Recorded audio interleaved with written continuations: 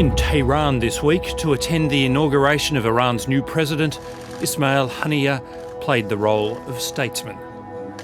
Hamas's political leader remained impassive as chants of "Death to America" echoed through Iran's parliament.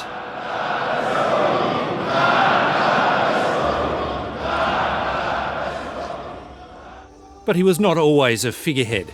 He was Hamas's leader in Gaza before Yahya Sinwar, and has been in Israel's sights for decades, surviving an assassination attempt in 2003. Israeli defense minister at the time was furious. It was like the big fish who got away. He said at the time to me, Defense Minister Gallant, he said, you either attack all the way or you don't attack at all. Well, tonight they went all the way. Israel has not taken responsibility for the assassination. Iran has vowed to respond, but that risks direct US and Israeli strikes. One way for Hamas to inflict pain on Israel is to stall talks over the release of hostages in Gaza. Around 120 people remain there, but it's unknown how many are alive. Ismail Haniyeh was Hamas's chief negotiator in those talks. Well, Hamas can say no. They're holding the hostages, they hold the cards. So just by refusing to hand over those lives, they have Israel really by the throat and by their heart. The strike in Tehran came just hours after an Israeli attack on Beirut's southern suburbs, the heartland of the city's Shia Muslim population and of Hezbollah. At least 2 civilians are dead, and so, according to Israel, is the Hezbollah commander responsible for this. A weekend missile strike on the Golan Heights.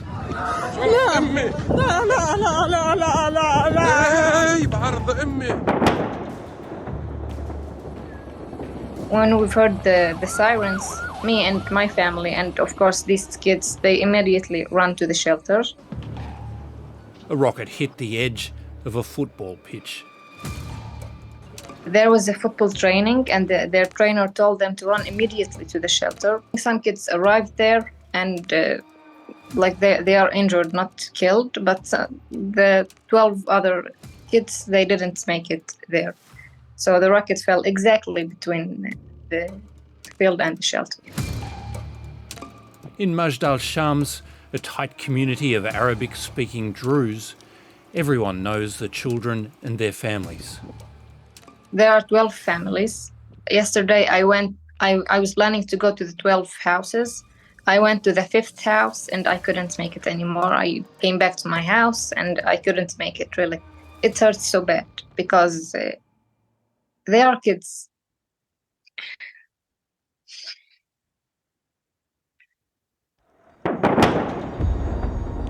Hezbollah and Israel have been firing sporadically at each other since October 7. The attack on Majd al-Shams is a tragic instalment of a low-level conflict that has forced the evacuation of tens of thousands of people from northern Israel, leaving towns stripped of everyone except soldiers. The Israelis are going into a second year of no school for their children in the north, and the country is shrinking from a livability point of view. They're losing territory without even fighting a war. You have cities all across the borders that are empty. Israel's Prime Minister is under enormous pressure to fix this problem.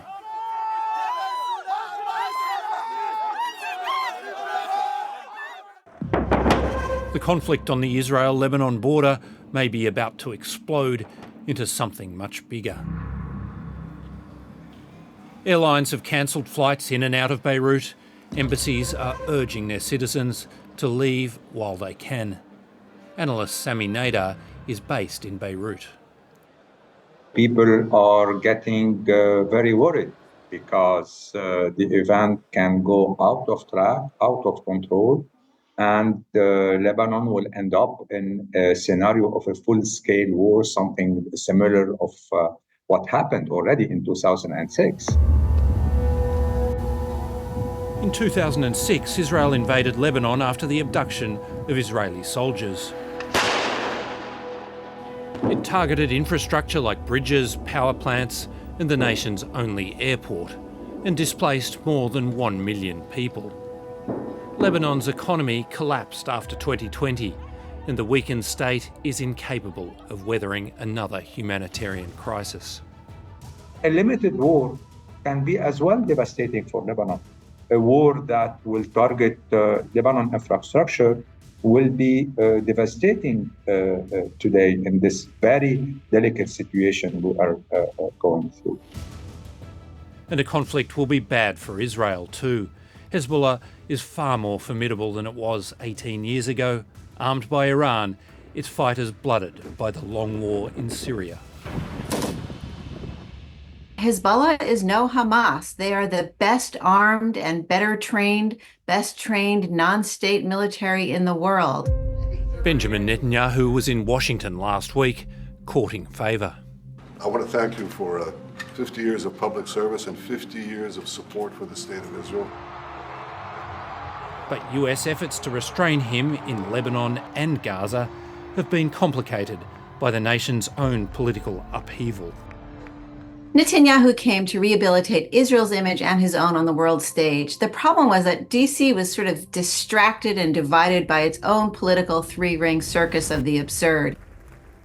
Despite the turmoil, with Netanyahu on a 3-month break from Parliament and Biden freed from his campaign commitments, Laura Blumenfeld thought a peace deal in Gaza was within reach. And Hamas, absolutely, they're out of arms and out of hope in some way for their total victory. And so I think that they're looking to compromise. And then along came Hezbollah, launching a deadly rocket at a soccer field. It landed on, killed 12 children in a Druze village, and the whole thing is blown.